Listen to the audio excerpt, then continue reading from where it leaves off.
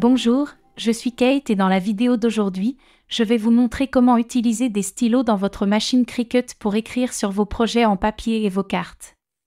Aujourd'hui, je vais créer une étiquette cadeau comme celle-ci, avec un nom écrit dessus, à l'aide des stylos de ma machine Cricut. Commençons dans Design Space. Je vais cliquer sur « Nouveau projet » ici, en haut à gauche, afin d'ouvrir une nouvelle toile vierge. On va créer une étiquette. Je place mon curseur sur « Image » sur le côté gauche et je clique. Ensuite, dans la barre de recherche, je saisis « Étiquette » et j'appuie sur « Entrée ». Une multitude d'options d'étiquettes cadeaux apparaît alors sur mon écran. À moi de choisir. Je vais faire défiler vers le bas. J'aime beaucoup cette étiquette ici, celle avec une étoile découpée. Mais comme vous pouvez le voir, il y a tout un tas d'autres options. Pour sélectionner celle que je voudrais utiliser, j'appuie sur mon curseur, puis, en bas à droite, je vais cliquer sur « Insérer des images ». Comme vous pouvez le voir, l'étiquette que j'ai choisie apparaît maintenant sur ma toile. J'aimerais qu'elle soit légèrement plus grande. Pour cela, je peux soit cliquer sur ces doubles flèches en bas à droite pour modifier la taille de l'étiquette à mon gré, en faisant glisser comme ceci, ou bien je peux simplement taper la taille que je souhaite ici, dans le menu du haut. La prochaine étape consiste à ajouter une ligne de texte sur l'étiquette. Donc je vais cliquer sur « Texte » ici, sur le côté gauche. Et comme vous pouvez le voir, la barre de texte apparaît alors ici en bas. Je tape le nom que je veux ajouter, Charlie, puis il me suffit de cliquer ailleurs sur l'écran, et vous voyez que le nom apparaît. Vous voyez qu'il est un peu trop gros pour le moment. En fait, comme il s'agit d'une image à découper, cela veut dire qu'au lieu de dessiner ou d'écrire ce nom sur mon étiquette, il va être découpé.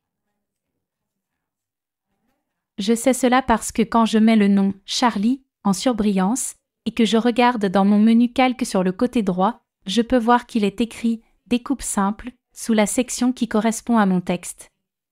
Or, ce que je veux, ce n'est pas découper, mais écrire. Donc, pour changer ça, nous devons mettre le nom en surbrillance, puis cliquer sur le menu déroulant « Police » ici, en haut. Cela fait apparaître beaucoup de polices d'écriture différentes, parmi lesquelles je peux faire mon choix. Mais ce que je veux faire, c'est filtrer ces polices d'écriture pour afficher seulement les polices manuscrites. Donc si vous allez ici en haut à droite, et que vous cliquez sur « Filtrer » dans l'application, vous devriez voir une icône de filtre. Vous pouvez descendre et cocher « Écriture ». Vous ne verrez alors plus que les polices d'écriture manuscrite. Je vais faire défiler à nouveau jusqu'en haut, et je vais sélectionner une jolie police d'écriture toute simple pour ce projet. J'ai donc sélectionné la police. Mais je vois toujours « Découper » ici. Il y a maintenant une dernière étape. Je mets le nom en surbrillance, et je vais dans la liste déroulante des styles, ici en haut. Puis je sélectionne « Écriture ». Comme vous le voyez, le nom devient alors une police manuscrite.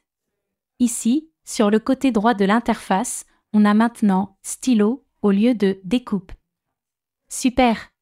La dernière chose à faire, c'est de choisir la bonne taille de police et de positionner le nom sur l'étiquette. Je clique sur le nom, puis je le fais glisser pour le placer sur l'étiquette. Regardez cette double flèche en bas à droite. Je clique dessus et je fais glisser jusqu'à ce que le nom rentre dans l'étiquette. Voilà, comme ça. Il y a une dernière étape à suivre pour nous assurer que l'écriture apparaît sur l'étiquette.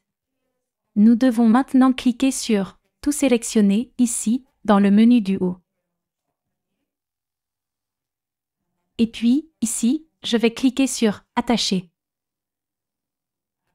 Cette option signifie que le texte sera écrit sur l'étiquette exactement à l'endroit où je l'ai positionné. Voilà, notre projet est maintenant prêt, alors nous allons cliquer ici en haut à droite sur le bouton « Créer ». Tout a l'air OK, donc je vais cliquer sur « Continuer ». Maintenant, nous devons dire à notre appareil quel matériau utiliser.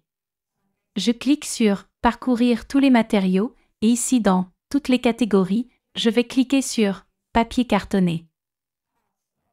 Aujourd'hui, je vais utiliser un papier cartonné médium, donc je sélectionne cette option. Une fois que vous avez choisi le matériau qui vous convient, cliquez sur « Terminer ». Comme vous le voyez, nous devons charger un stylo dans la pince A et la lame à pointe fine dans la pince B. J'ouvre donc la pince A, je prends mon stylo, je soulève le couvercle, puis j'enfonce mon stylo jusqu'à ce qu'il soit bien fixé dans la pince A. Puis vous pouvez refermer la pince. Et la lame à pointe fine est déjà chargée dans la pince B ici. Ensuite, vous pouvez prendre votre carte et la placer sur le tapis bleu clair. Placez-la dans le coin supérieur gauche du tapis, puis utilisez le rouleau à lisser, juste pour vous assurer que la carte adhère bien au tapis. Puis quand tout est prêt, vous pouvez charger le tapis dans la machine. Assurez-vous simplement qu'il est bien calé à l'intérieur, puis appuyez sur le bouton clignotant de votre machine.